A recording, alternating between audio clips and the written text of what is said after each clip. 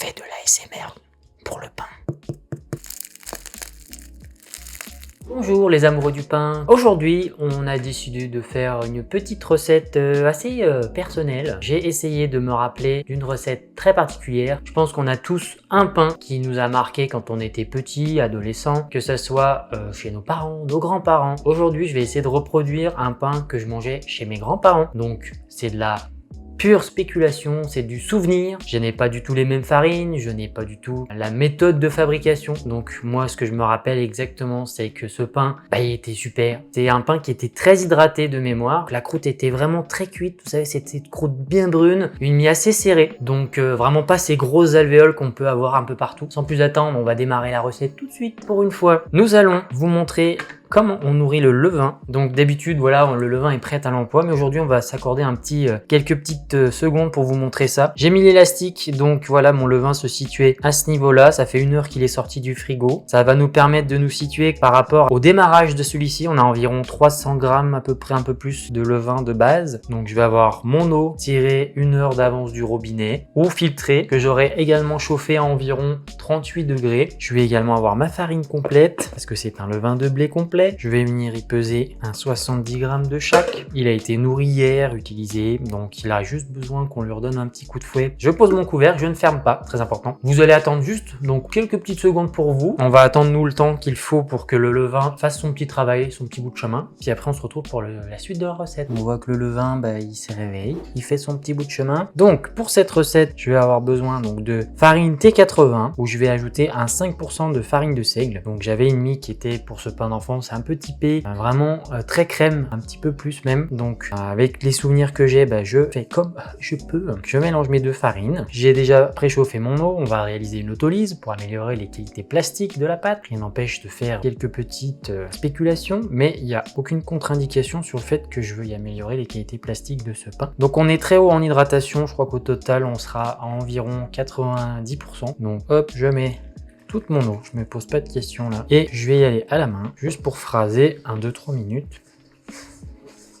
On a bien corné les bords. Voilà, je vais venir juste maintenant couvrir mon pâton. On met de côté. Je vais également venir incorporer, comme d'habitude, l'eau dans mon sel pour venir le diluer. On se retrouve dans 45 minutes pour incorporer le levain et le seigle, à tout à l'heure. 45 minutes plus tard, mesdames et messieurs, il est temps d'incorporer notre levain et le sel dilué dans l'eau. On peut voir que le levain a pratiquement doublé de volume. On va maintenant peser ce cher et tendre. Quantité en description, je le rappelle. Donc, mouvement extérieur et intérieur, mesdames et messieurs. Hop, notre levain est ici incorporé. On peut humidifier légèrement la surface de la pâte, qui est déjà pas mal hydratée. Et on vient tout simplement couvrir. Donc maintenant, on va faire 3 rabats à intervalle de 45 minutes, 1 heure. 45 minutes s'il fait plus de 21 dans votre cuisine ou la pièce dans laquelle vous faites le pain. 1 heure s'il fait en dessous de 21. Voilà. Sinon, on se retrouve dans 1 heure pour nous parce qu'il fait un peu moins de 20. À tout à l'heure. Premier rabat, même chose que d'habitude. Si vous avez l'habitude de regarder les vidéos, on se mouille la main extérieur, intérieur. On puisse également constater ce premier temps de fermentation lui a fait du bien. 4-5 fois, le temps de faire le tour. Et une fois qu'on a effectué notre tour, on prend et on retourne. On veille à ce qu'il n'y ait pas trop de bout de pâte. On humidifie la surface de notre pain et on couvre.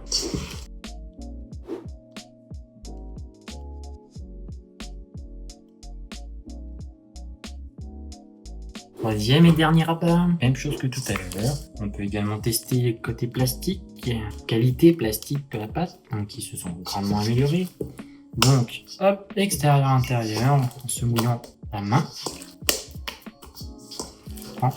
Et on retourne. Et on couvre à nouveau. C'est notre dernier rabat. Donc on va la laisser environ 2h30, 3h à température ambiante au vu de la température actuelle de la cuisine où on fait notre pain, qui est de 19 degrés. Et après, on va la ranger au frigo jusqu'à demain matin. À tout à l'heure. On se retrouve 12 heures plus tard. Notre petit pain a passé 3h30 à température pièce après son dernier rabat. Il est parti faire un gros dodo dans le frigo. Il a bien levé. Donc, on va effectuer ce qu'on appelle tout d'abord une mise en forme. Donc, hop, je viens fleurer mon pain. Alors ici j'utilise la farine de Gaude, donc la farine de maïs torréfiée, tout simplement parce que je parlais d'une croûte très cuite, vraiment très dorée. Et Cette farine va me permettre d'accentuer la croûte que je recherche. Donc juste effectuer une mise en forme, c'est-à-dire qu'on va aider le pain dans sa forme finale. Donc tac, on fait comme un portefeuille et on va laisser notre pâte reposer pendant un petit 15 minutes, tranquillou.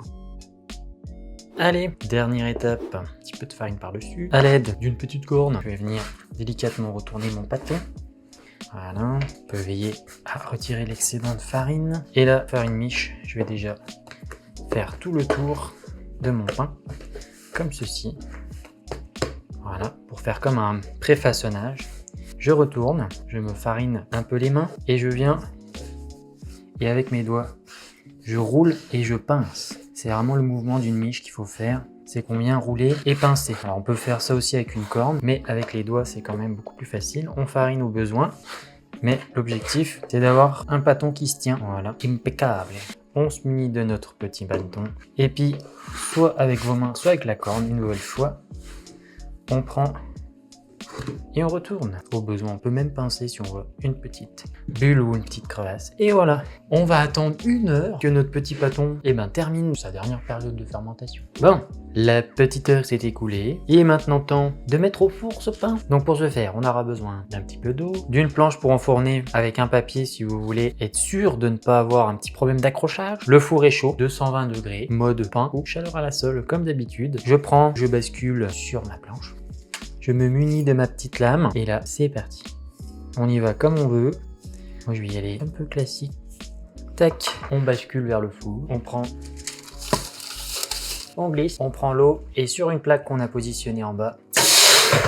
Et en balançant l'eau, avec une plaque qui est chaude en dessous, on a tout de suite cet effet de vapeur qui monte. Donc c'est ce qu'on veut. On part pour 45 minutes à 220 degrés et après on se retrouve pour la fin de cuisson. À tout à l'heure. 45 minutes plus tard. L'aspect est presque parfait comme le pain que j'avais dans mes souvenirs. À une exception près, ceci. Ce deuxième coup de lame était en trop sur l'endroit du premier. Sinon, exactement comme le pain que j'avais dans mes souvenirs, parler simplement, c'est que ça ne crache pas trop. Ça fait donc vraiment ce trait là où en fait, on a des toutes petites stries. Ça lève pas à l'excès. C'était une miche qui restait un petit peu évasée, un peu plus plate. Elle est très légère, donc elle est bien cuite. La méthode est bonne. Ça sonne creux, les effluves sont déjà assez incroyables, même si c'est pas la même farine, je pense qu'on va avoir quelque chose de très intéressant. Donc je pense que je vais accentuer un tout petit peu la cuisson parce que c'était vraiment des croûtes plus cuites que ça. Donc voilà, on va terminer la cuisson, donc je vais laisser un quart d'heure de plus, je pense avec four éteint, et puis après on laisse refroidir, puis on va se retrouver tout à l'heure pour la dégustation. On fait de l'ASMR pour le pain. Bon, il est temps de couper le petit pain quand même. On n'est pas loin de ce que je recherchais, vraiment. On y va, on coupe cette belle miche. Presque du fil à retordre, la petite coquine. Donc déjà, l'odeur et au toucher. C'est un pain très hydraté, donc on a une mie qui, quand on appuie dessus, elle colle un petit peu. Elle est rebondissante, donc c'est très très agréable. Enfin, moi, c'est ce que j'aime. On a cette croûte. Vous l'entendez? Ça, c'est la signification d'un pain bien cuit. Comme je l'ai dit précédemment, donc il est très léger, donc ça veut dire que c'est bien fait. Une belle petite tranche.